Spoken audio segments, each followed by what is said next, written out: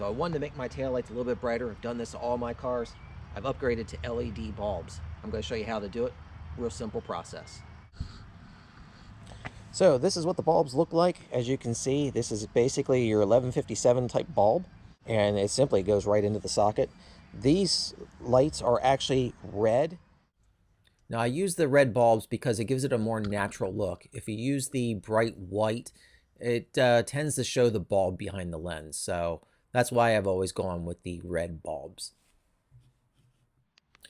The other thing you're going to need to do when you convert using these bulbs, you're going to need inline resistors. Now I bought a 4-pack here, and I'm only going to need 2 for doing this job, but you'll see a little bit later in the video how I install that.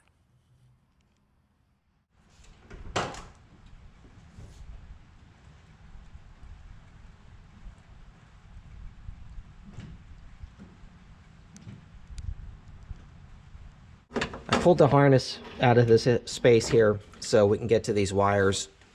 As you can see on the left side, the yellow wires are going to be our brake.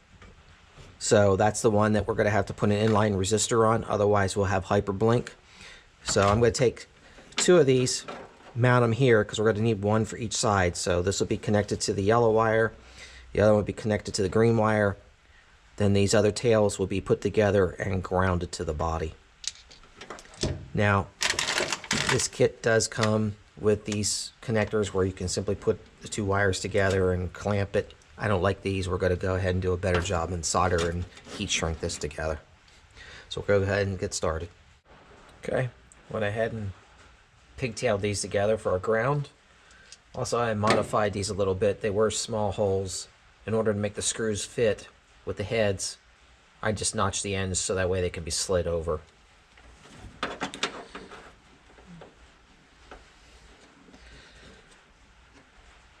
Okay, gonna work on making our connections here.